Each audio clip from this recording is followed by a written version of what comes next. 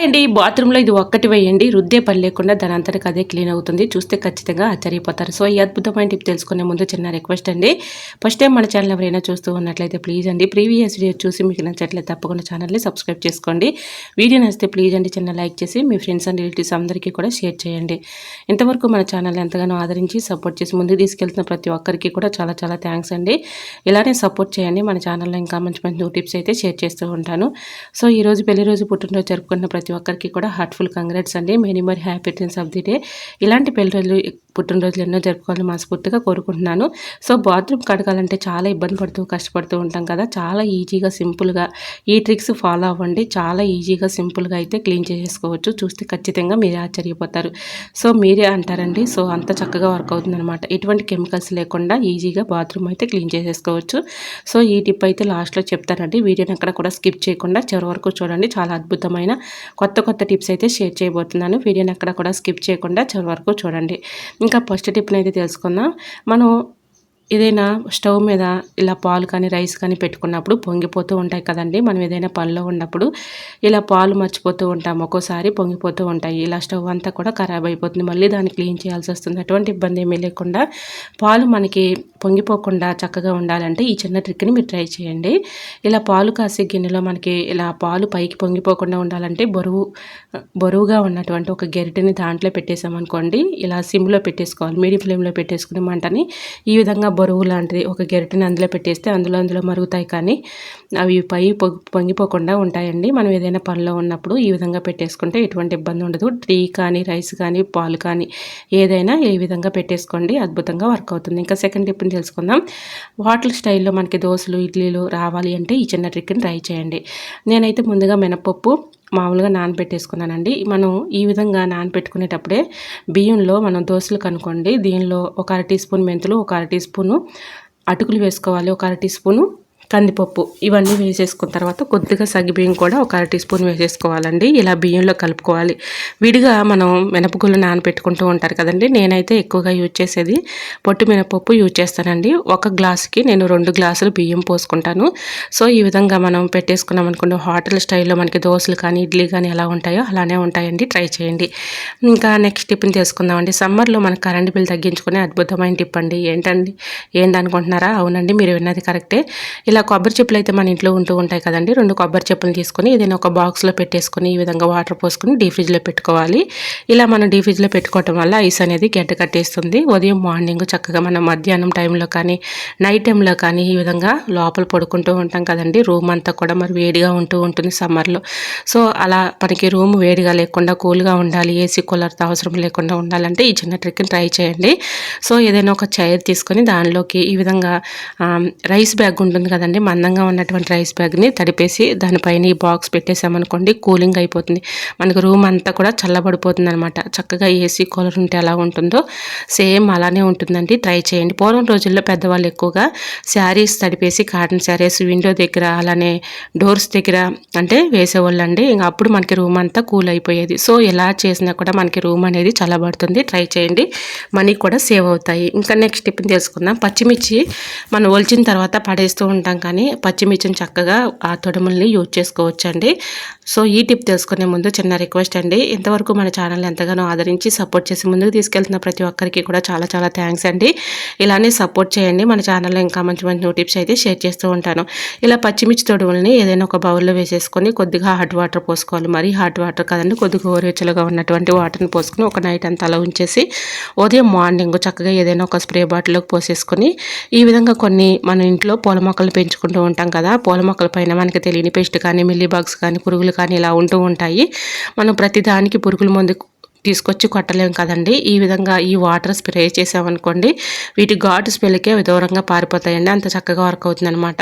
So ఒకసారి try చేసి చూడండి, చాలా చక్కగా వర్క్ అవుతుంది. ఇంట్లో పూల మొక్కలు ఉన్నప్పుడు మనం ఎక్కువగా పురుగు మందులు కొట్టలేము కదండి. ఈ విధంగా పడేసే వాటితో వీటిలో ఎక్కువగా ఘాటు అయితే ఉంటుంది కాబట్టి మనం ఒక నైట్ అంతా కూడా నానబెట్టాం కాబట్టి ఆ వాటర్ అనేది చక్కగా మనకి సారం అంతా కూడా వాటర్లో దిగుతుంది. ఇలా స్ప్రే చేసామనుకోండి, మిల్లీ బగ్స్ కానీ పెస్ట్ కానీ చిన్న చిన్న దోమలు కానీ అవన్నీ కూడా పారిపోతాయి. ట్రై చేయండి. ఇంకా నెక్స్ట్ టిప్ని తెలుసుకుందాం. వాషింగ్ మిషన్లో మనం రోజు కూడా బట్టలు అయితే వేస్తూ ఉంటాం కదండి. ఇలా వేసినప్పుడు మనకి నెక్స్ట్ డే మళ్ళీ వేసుకునేటప్పుడు మనకి డోర్ అయితే క్లోజ్ చేస్తూ ఉంటాం కాబట్టి మనకి లోపల బ్యాడ్ స్మెల్ అనేది వచ్చేస్తూ ఉంటుంది. అలా బ్యాడ్ స్మెల్ లేకుండా ఉండాలి అంటే టిష్యూ పేపర్ పైన కొద్దిగా పర్ఫ్యూమ్స్ వేసేసేసి ఈ విధంగా ఆ పేపర్ని తీసుకెళ్ళి అలా వాషింగ్ మిషన్లో పెట్టేసామనుకోండి, నెక్స్ట్ డే మనం బట్టలు వేసుకున్నా కూడా ఆ డ్రమ్ అనేది ఎటువంటి స్మెల్ లేకుండా, బ్యాడ్ స్మెల్ లేకుండా మంచి స్మెల్ అయితే వస్తుంది. ట్రై చేయండి, చాలా చక్కగా వర్క్ అవుతుంది. ఎటువంటి బ్యాడ్ స్మెల్ ఉండదండి. మనం బట్టలు వేసేంత వరకు కూడా మంచి స్మెల్ అయితే వస్తుంది. ట్రై చేయండి. ఇంకా నెక్స్ట్ టిప్ని తెలుసుకుందాం. మనం ఇల్లు అయితే మొత్తం కూడా క్లీన్ చేస్తూ ఉంటాం, కానీ బాత్రూమ్ క్లీన్ చేయాలంటే ఒక టాస్క్ లాగా ఉంటుంది. బాత్రూమ్ కడగాలంటే చాలామంది కూడా ఇబ్బంది పడుతూ ఉంటారు. కొంతమంది పేషెంట్స్ ఉంటూ ఉంటారండి. మరి వాళ్ళు ఎక్కువగా మెడిసిన్స్ యూస్ చేస్తూ ఉంటారు. ఎందుకంటే వాళ్ళు ఆస్తమా పేషెంట్లు అవ్వచ్చు, నిమ్ము ఉన్న పేషెంట్లు అవ్వచ్చు. సో అలాంటి వాళ్ళు చాలా ఇబ్బంది పడుతూ ఉంటారు. ఎందుకంటే కెమికల్స్ ఉన్నటువంటి వాడాలంటే, యూజ్ చేయాలంటే వాళ్ళు భయపడుతూ ఉంటారు. ఎందుకంటే మెడిసిన్స్ యూజ్ చేస్తూ ఉంటారు. అలాంటి వాళ్ళ కోసం అయితే ఈ ట్రిక్ చాలా చక్కగా యూజ్ అవుతుందండి. సో అప్పటికప్పుడు ఈజీగా మనం బాత్రూమ్ అయితే క్లీన్ చేసేసుకోవచ్చు. ఎటువంటి కెమికల్స్ లేకుండా. హార్బిక్ లాంటి వాటిలో ఎక్కువగా కెమికల్స్ ఉంటాయండి. సో అలా కాకుండా ఇలా ట్రై చేయండి. బ్లీచింగ్ పౌడర్ మనకి కిరాణా షాపుల్లో దొరుకుతుంది.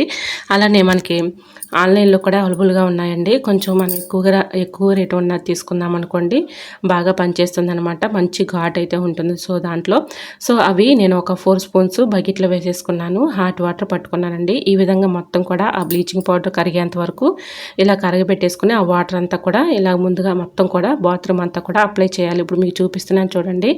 బాత్రూమ్ టాయిలెట్స్లో అయితే ఇలా టైల్స్ నిండా కూడా బాగా మొండి మరకలు అయితే ఉన్నాయండి. సో మీకు లైవ్లో నేను చూపిస్తున్నాను చూడండి. ఆ వాటర్ అంతా కూడా ముందుగా నేను అప్లై చేసేసాను అనమాట. ఈ విధంగా టైల్స్ పైన అప్లై చేసేసి చీపురుతో నేను మరీ ఎక్కువగా రుద్దడం లేదండి. పైన ఈ విధంగా కొబ్బరి చీపుతో మొత్తం కూడా అప్లై చేసిన తర్వాత ఆ వాటర్ అంతా కూడా ఇలాగ మొత్తం కలిసేలాగా ఇలా అప్లై చేశాను అనమాట. సో ఇలా అప్లై చేసేసి ఆ వాటర్ని ఒక 1 అవర్ పాటు అలా ఉంచేయాలి. 1 అవర్ తర్వాత మనం క్లీన్ చేసుకున్నాం అనుకోండి, చక్కగా క్లీన్ అయిపోతుంది. మీకు ఎటువంటి డౌట్ అయితే అవసరం లేదండి. నిజంగా చెప్తున్నాను. బాత్రూమ్లో ఇది ఒక్కటి వేస్తే చాలండి, బాత్రూమ్ అంతా కూడా చక్కగా తలతల మెరిసిపోతుంది. ఇలా టైల్స్ మీద ఉన్నటువంటి మొండి మార్కలు, మనకి తెలియని క్రిములు, బ్యాక్టీరియా ఇవన్నీ కూడా చక్కగా తొలగిపోతాయండి. నిజంగా చెప్తున్నాను, చాలా చక్కగా వర్క్ అవుతుందన్నమాట. మీరు ట్రై చేసి చూడండి.